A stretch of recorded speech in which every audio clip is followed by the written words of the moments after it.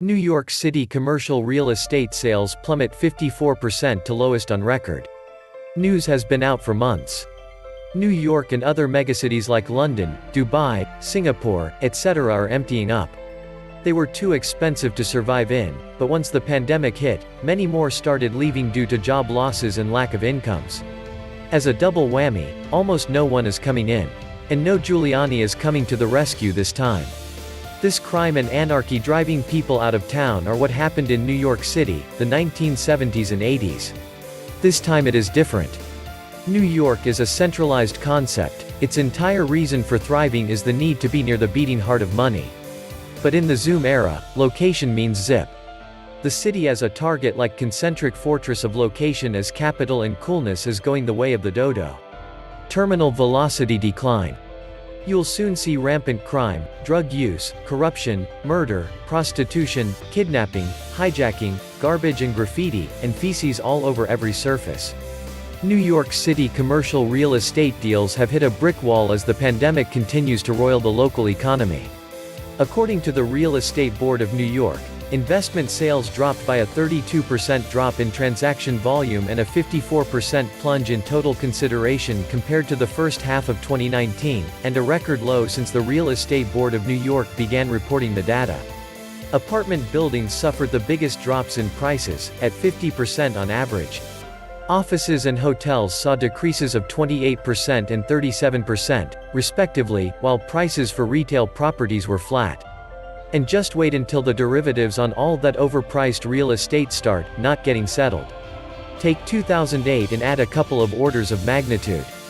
Keep in mind, some pre-COVID 2020 deals are in that mix.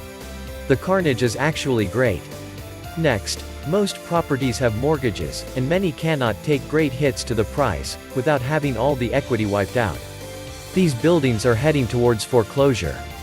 Foreclosure for larger pieces of real estate is very different than losing your home.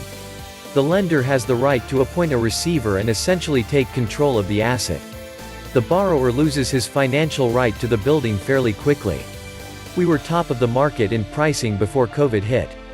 And New York was top pricing in the United States, along with the Bay Area. Really expensive real estate, even in the boroughs. COVID will perhaps have a permanent mark on New York. Combined with very ineffectual leadership, the city is in steep decline. Cuomo and de Blasio have stuck the knife so deep into New York it may never recover. Demographics mean the next mayor will be worse than de Blasio, as hard as that is to believe. Detroit is going to look like a paradise compared to New York if something doesn't change soon. Maybe we could sell it to the Chinese or the Saudis and at least get some law and order. Why does anyone want to live in the largest concrete jungle in the world, where everything is closed, and there's nothing to do? And the risk of turning a corner only to encounter a violent mob, with no police presence to protect you. Once out of that dump, people will not go back. You can buy a crap ton of land up in Montana and live nearly dirt cheap with your own runway. There's a lot of people who live in New York, simply because they live in New York. They don't even consider how much better off they would be somewhere else. Once they leave and experience an instant standard of living boost, they're never coming back. New York City is no longer fun, no longer safe, and it is dirty. Welcome back to the Atlantis Report. You are here for your daily dose of the truth, the whole truth, and nothing but the truth. Please take a second to smash that like button. And as you know friends, I rely on your donations to keep this channel functional. As you know, it takes a crazy amount of research and time to bring you this content on a daily basis, so I hope you consider helping with whatever donation you can afford. Thank you.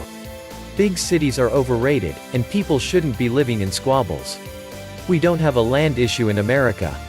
What we have is people who think they need to live in a big city because of the overhype, and that's why 80% of the population tries to live in 10% of the land near the coasts. Time for these people to get some fresh air. Who wants to pay millions for an apartment with human feces on the sidewalk? Maybe the grit was interesting when there were culture and shopping around, but it's not so much anymore. It's just a third world hole. They got what they bargained for. It's the height of hypocrisy that they're abandoning the shot hole they created. It was fine as long as their money insulated them from it, but now that even their gates can't keep the garbage out and it's their lives being affected rather than just the middle class, they're all out of there. Overpriced, overhyped, and overcrowded, and it's not just New York. It's big cities across the country. 10 grand a month apartment rent. That's probably nowhere near the high end either. It's all just too much. People are moving out of big cities, and the monthly cost is only part of the reason. New York is dying. Manhattan becomes a ghost town and will never be the same as before coronavirus.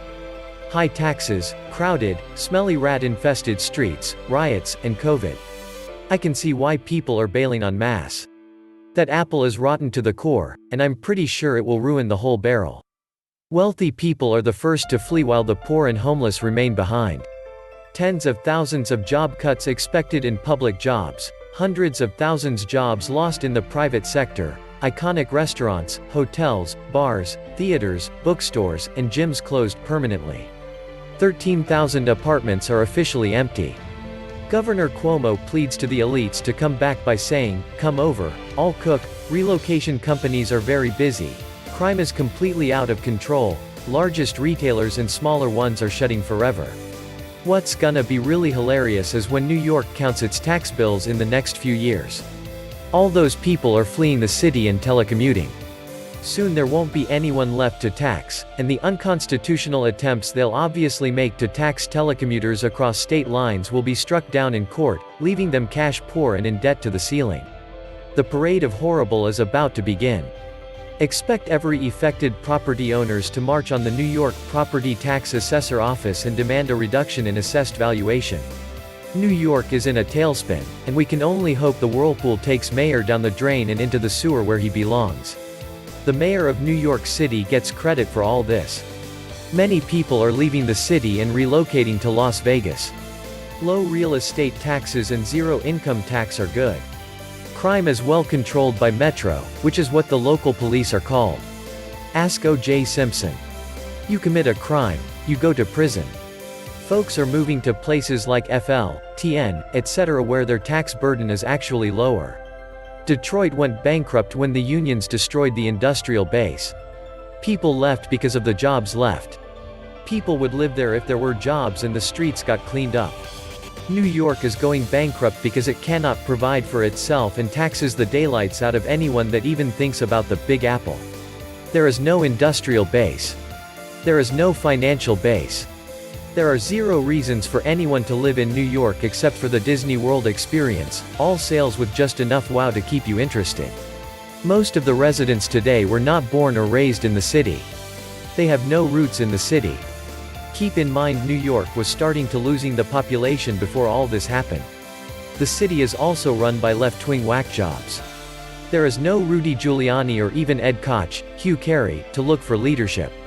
Plus, technology has changed everything. If this was 1986, sure New York would come back, there was no choice, people had to work in the office. But today jobs are moving south, North Carolina, Nashville, Florida, and Texas. San Francisco is one of the most expensive places to live, New York is second. People are piled up in multifamily households all around San Francisco and New York. Work from home has made that an impossible situation. You can't work from home with rowdy flatmates. So off into exurbia you go. Don't pay rent, collect bonus unemployment, don't renew the lease, have a down payment for a house after 4 to 5 months of you and partner saving hard. Then move out to exurbia at a low-cost Midwestern or Southern state. The gain in productivity and the drop in employee costs are driving this. The employer sees 13% productivity gain, 4 to 7% of costs from real estate disappear, the employee sees no more 2 to 4 hours commute, $2,000 to $8,000 of costs cut. Moving out of high-tax high-rent city to exurbia with a mortgage cuts housing and tax costs by 1/2 on average, and up to 60% for many. It means an entirely different future. Hard for folks to willingly commute back to the office when crime proliferating all over New York, including the subway, even during working hours. Homeless encampments all over and crammed in hotels in Tony neighborhoods is something right out of Escape from New York. People are also recouping commuting time, costs and enjoying that spent with family. Heck, even sneaking a beer during the day and not having to get dressed in work clothes and groom will be hard to give up. Who wants to go back on the subway with homeless knifing you, and no police presence? Guaranteed that anything less than murder will not have a response. Zoom and other remote connectivity get companies 80% productivity, maybe more. Who wants to be forced to shoot the S at the office in the name of team building and camaraderie if you can show up to work in your underwear and still get the same work done? Add to all these closed food spots where the lunchtime crowd would go, and there is zero incentive to get people back into buildings. Work from home. Put a fork in them. They're finished. You can now work from anywhere. Meaning you can move to Florida or Tennessee, etc., and save a whole bunch of money in taxes. Probably why in the suburbs in Tennessee, the property values are up. COVID is the new normal. Social distancing. Distance learning. Remote working. We have been freed, and we are not going back. Not going back to commuting. Not sending our students to be indoctrinated in an environment where you are introduced to drugs and social bullying. New York will become another Detroit within 15 years. City services are terrible. Violence and safety are notably worse. The NYPD is becoming toothless lions because of the administration. Education and all city services are quickly becoming desperate. Once Wall Street becomes totally computerized, and the money is gone. Say goodbye to the greatest city in the world. The pandemic is only part of the problem. The other half is soaring crime, rioting and arson. No working-class person wants to put up with angry mobs and soaring taxes. New York already had an exodus problem prior to the pandemic. It just speeds it up a great deal. Move over Detroit and Baltimore, New York is going to join you. This was the Atlantis Report. Please like, share, leave me a comment, subscribe. And please take some time to subscribe to my backup channels, I do upload videos there too. You'll find the links in the description box. You will also find a PayPal link if you want to make a donation. Thank you wholeheartedly to all those of you who have already donated. Stay safe and healthy, friends.